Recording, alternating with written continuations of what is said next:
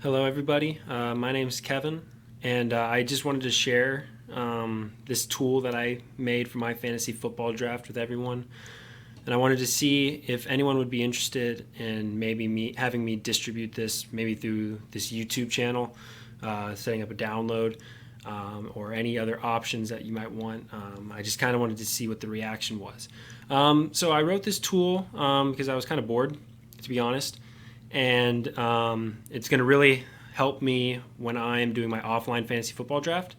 For when you're doing online, this is useless, but for offline, it should really help document drafts.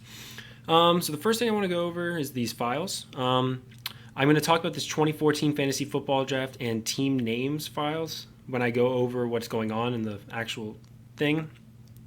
This top 300 I don't really need, to be honest. I can get rid of that. But these files, 2014 DST, quarterback, running back, tight end, and wide receiver, those are directly from ESPN's top whatever players of that at that position for fantasy for 2014.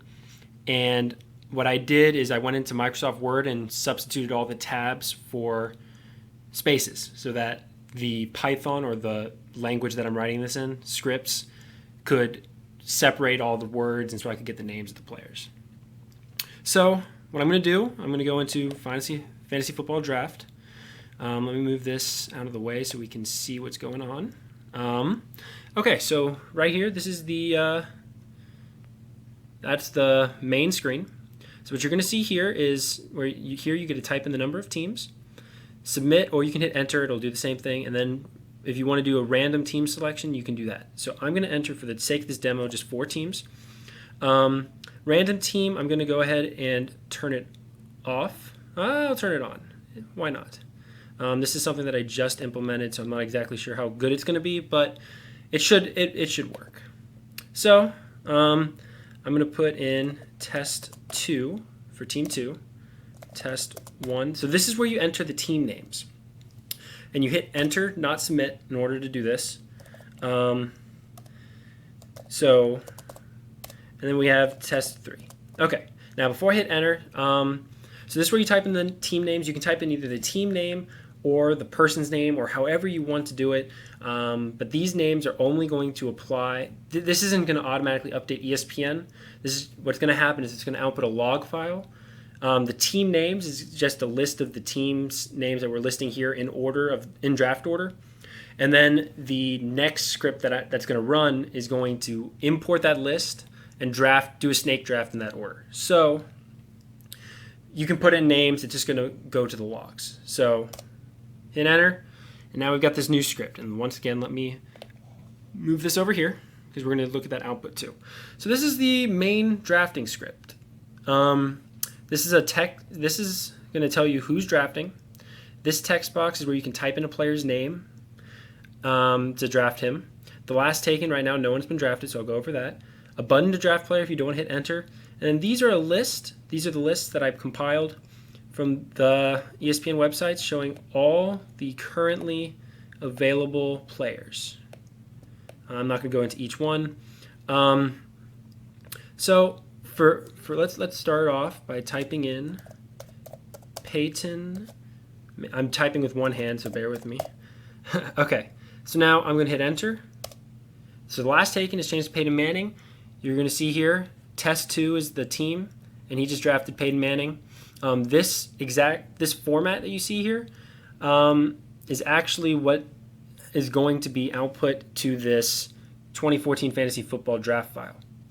So that's exactly what it's going to look like. So let me pull this back up.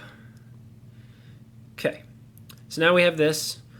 Test 1 is drafting. Now, another way that you can draft. Now, the problem with doing it that way, and since I didn't really bother making this too fancy, you have to type in the player's name exactly correctly. So let's say you come down and you see LaShawn McCoy. Well, that's 4 capital letters. That's very difficult for someone to just necessarily type in.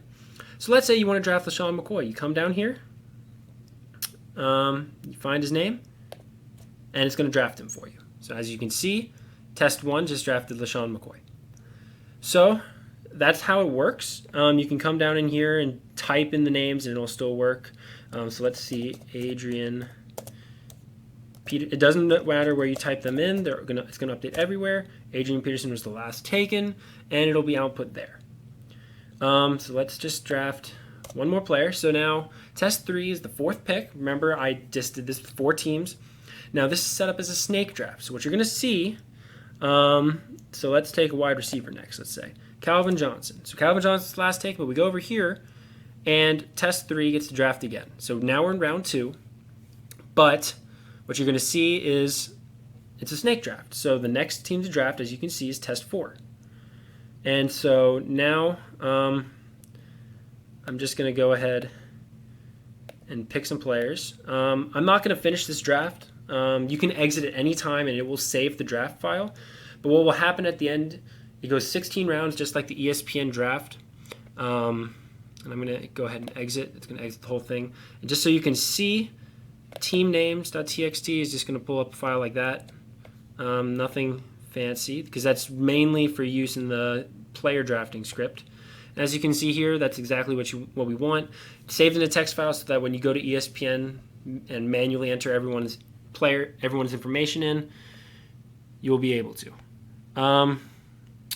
So that's basically it. It's a very simple tool. It's designed to be very simple. Last year I used an Excel file, and I realized that I wasn't typing in players' full names, and it got very jumbled and messy. And so this way, the reason I wrote this is because I just learned Python, and it's something that's pretty simple to write.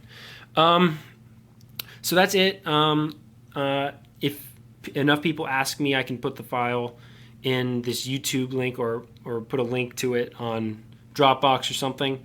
And if you have any ideas, I have a couple ideas that I really didn't want to put in because they'll take quite a bit of work that I don't necessarily need. But go ahead and leave a comment, and I'll get back to you. But please go ahead, and if you're interested in this tool, go ahead and leave a comment. And if enough people are interested, then I'll go ahead and post it for download. Thank you very much for watching, and I hope you enjoyed seeing this tool.